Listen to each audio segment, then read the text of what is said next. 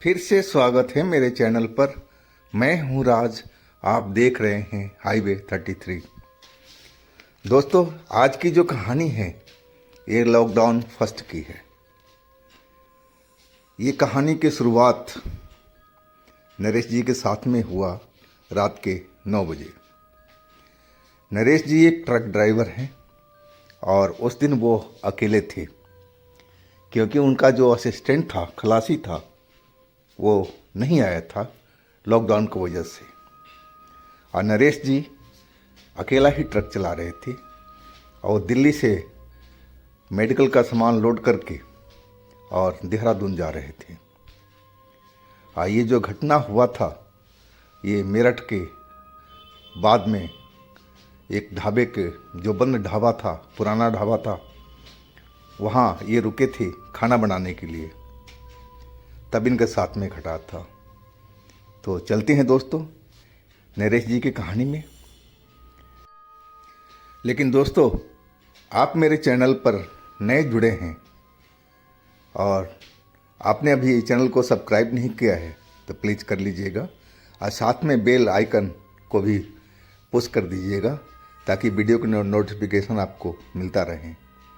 तो चलते हैं हाईवे 33 के एक सफ़र पर। आप तैयार हो जाइए। दोस्तों, मेरा नाम नरेश है। मैं ट्रक चालक हूँ। बात लॉकडाउन फर्स्ट की है। मेरा ट्रक लोड था और ऐन वक्त पर हमारा जो हेल्पर था वो मना कर दिया कि भाई घर वाले मना कर रहे हैं, मुझे बाहर निकलने नहीं दे रहे हैं। लॉकडाउन का माहौल ही ऐसा था, कोरोना हर जगह कहर बरपा रखा था। गली, सब कुछ, गली, दुकानें, होटल, ढाबा, सब कुछ बंद पड़ा था। लोग अपने घरों में बंद थे।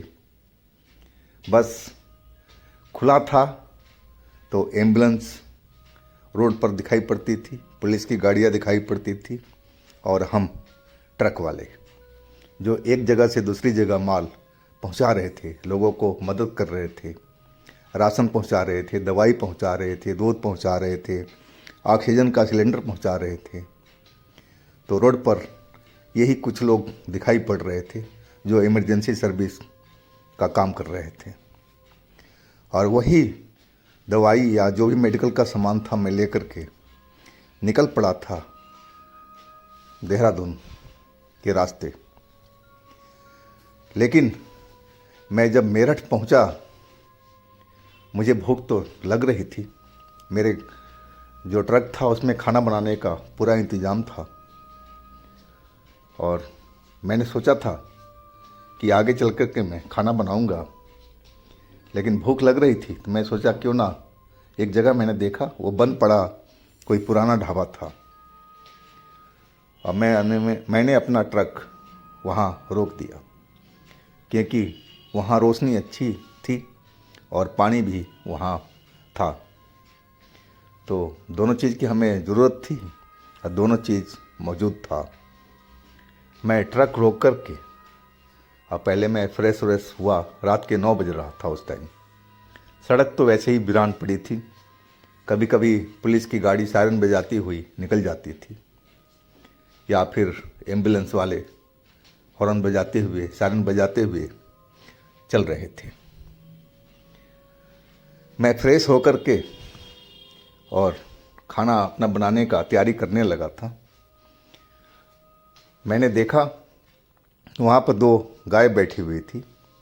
वो भी हमारी तरफ देख रही थी कि शायद ये कैसा आदमी है, हर कोई अपने घर में बंद है और यहाँ पर ये रोड पर खड़ा है।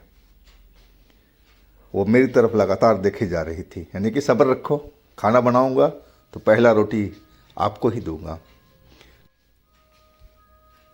मैं खाना बनाने में बस व्यस्त हो गया था और मैं दाल बनाया था और दाल को हटा कर के स्टोव से अब मैंने रोटी के लिए तवा रखा था। और तभी मुझे एहसास हुआ कि मेरे पीछे में कोई बैठा है। मैं जब मुड़ कर के देखा तो एक डॉगी दिखाई पड़ा, वो भी मेरी तरफ देख रहा था शायद वो भी भूखा था। मैं बोला, भाई तू भी बैठा रह, तेरे लिए मैं रोटी दूंगा, आराम से बैठ, अभी खाना बना लेने दो और फिर मैं तेरे को भी दूंगा और गाय माता को भी दूंगा। और फिर मैं रोटी बनाने लगा था। रोटी बना कर के मैं, और पहले मैं गाय माता का दोनों को एक एक रोटी दिया, और फिर मैं एक रोटी उस डॉगी को दिया दाल में डुबो करके। शायद वो डॉगी बहुत भूखा था, वो चट कर गया 1 मिनट में रोटी को। मैंने दूसरी भी रोटी दिया। मैं गिनती की रोटी बनाया था, अपने लायक ही, ज़्यादा नहीं बनाया था। एक रोटी और मैं दिया, वो भी खा गया और फिर वो लेट गया था। शायद उसका पेट भर गया था या वो जान गया था कि मैं अब इससे ज़्यादा देने वाला नहीं हूँ, क्योंकि मेरे पास में अब ज़्यादा रोटी बची नहीं थी। और मैं खाना खाने लगा था। खाना खाते और सायरन बजती जा रही थी, एम्बुलेंस दौड़ती रही थी।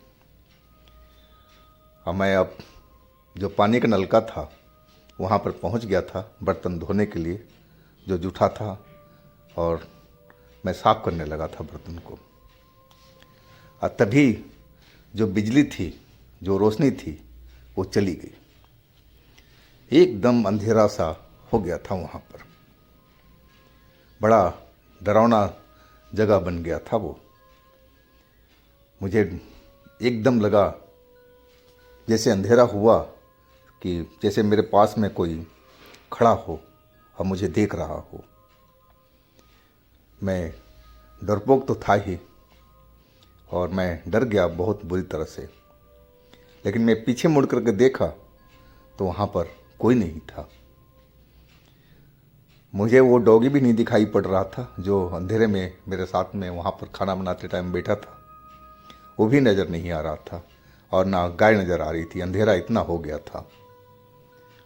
अब मैं अपना बर्तन जो जूठा धो रहा था नल पर, वो मैं पूरी तरह से साफ़ भी नहीं कर पाया था कि लाइट चली गई थी।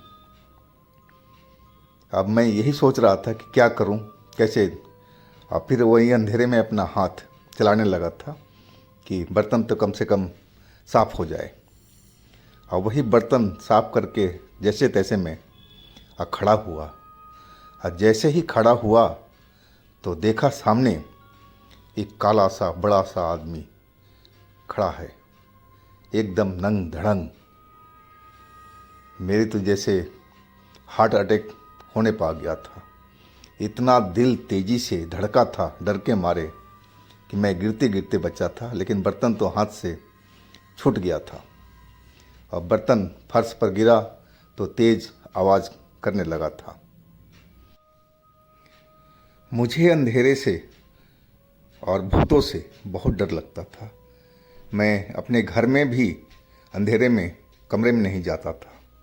मुझे लगता था कि मेरे आसपास में कोई खड़ा हो। मैं सही में डरपोक आदमी था, भूत प्रेत से तो बहुत ही डरता था। और आज तो मेरे सामने में सही में भूत खड़ा था। और अचानक जैसे ही मैंने देखा था तो मेरे तो हार्ट फेल होने से बचा था। इतना कांप गया था मेरा पूरा शरीर उसको देख करके। बर्तन जैसे ही गिरा, तेज आवाज़, झंझनाहट हुई, और वो भूत जो नंग धड़ंग था, काला आदमी, अपनी लाल लाल आँखों से मेरी तरफ देखने लगा था और अपना हाथ मेरी तरफ बढ़ाया। और उसी टाइम जो डॉगी था, जो जिसको मैंने रोटी दिया था, खाना खिलाया था, वो तेज आवाज़ में भौंकने लगा था आकर के मेरे पास में उस भूत को। और डॉगी की आवाज़ से भूत पीछे हटने लगा था। डॉगी लगातार भौंके जा रहा था, लेकिन मैं अपनी जगह पर जहाँ था वहीं खड़ा रह गया था। मेरी हिम्मत नहीं हो रही थी कि मैं वहाँ से और अपने ट्रक की तरफ दौड़ जाऊँ, भाग जाऊँ, वहाँ से ट्रक स्टार्ट करके निकल जाऊँ।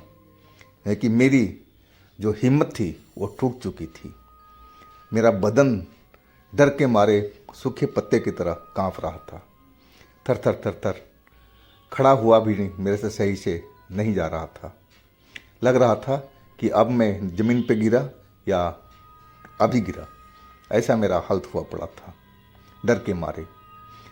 लगातार डॉगी वो उस भूत को भौंक रहा था और तभी उसी वक्त लाइट आ गई थी।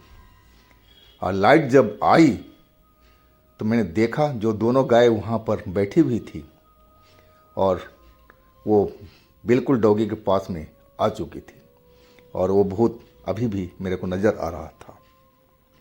वो पीछे हटता जा रहा था और डॉगी आगे भौंकता हुआ पीछे उसको हटाता जा रहा था। और तभी दोनों गाय बड़ी खूंखार अंदाज में और उस भूत पर हमला कर दिया था। अपने सींगों से उन्होंने और उस भूत को एकदम तेज टक्कर मारा था और टक्कर लगते ही भूत तो जैसे हवा में गायब हो चुका था।